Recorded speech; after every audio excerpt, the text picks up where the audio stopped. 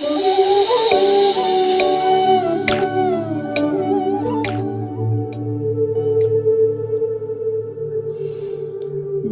असिबु यंगबीरिबा ताबीरिबा ख्वाई मयामबु इबुंगो जीसु Christ की मिंगदा इकोक नोना खुरुमजरी हौजिक मालेम असिदा लायेंगबदा वारबा लैना लाइचत कयाना मियोइबगी हक्चांगदा मकोल साररे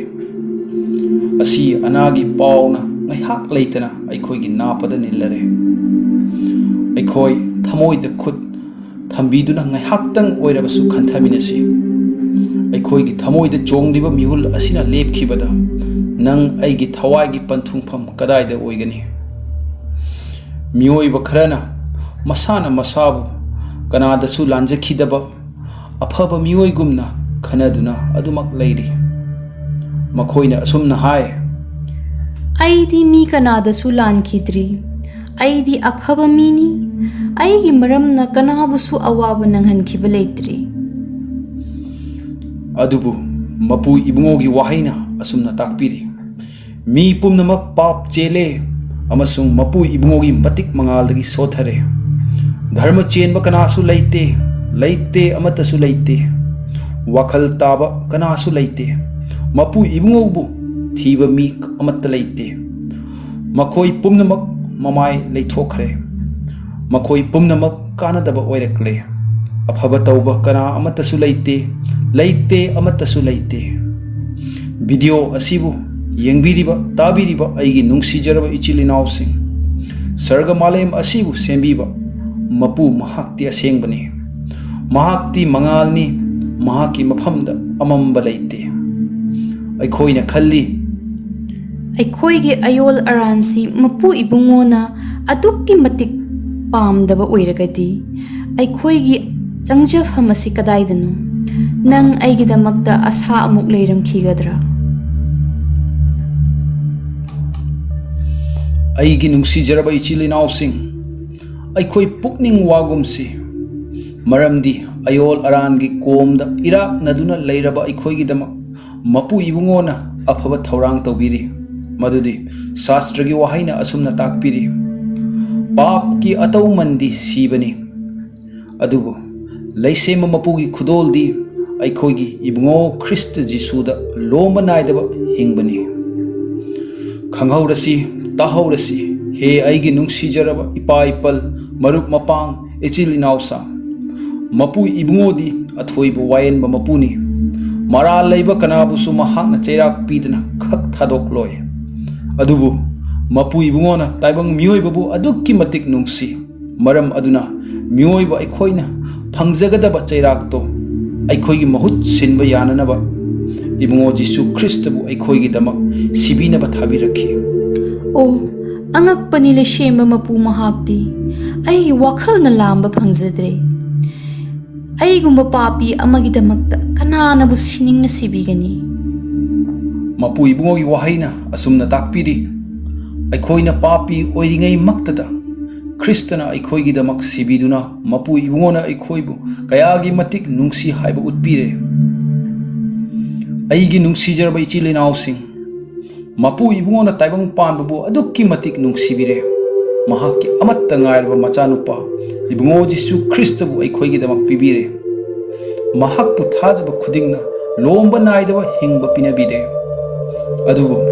इबुंगो महाकपु मियामगी ममांगदा खोंगोइनबिखि महाकपु मियामना तिन फावबा सिचिनबिखि अइहाक ngasidi isana isasi papini haiba mayek sengna khangjare aibu matau karamna kanbiba phangjagani मपु इबुंगोगी वाहैना असुमना हाय नहाकी नचिन्ना जीसुबु इबुंगोनी हाइना फोंदोकचरबा अमसुंग नहाकी थमोइदा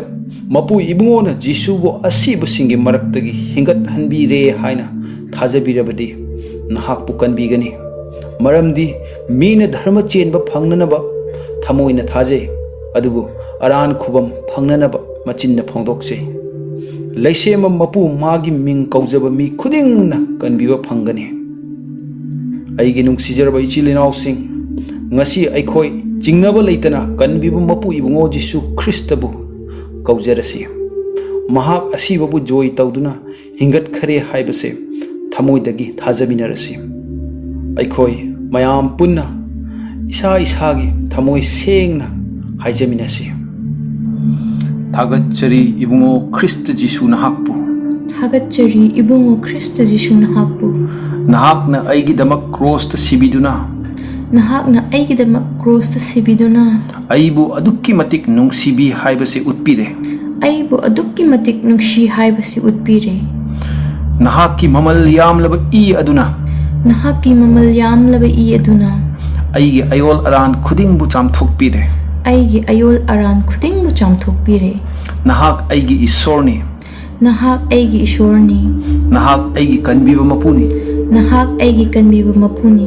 nahakna asibabu joy tawduna humni suba numitta hingatpi nahakna asibabu joy tawduna humni suba numitta hingatpi ngasi aikhoi irakta leibirare haibase ngasi aikhoi irakta leibirare haibase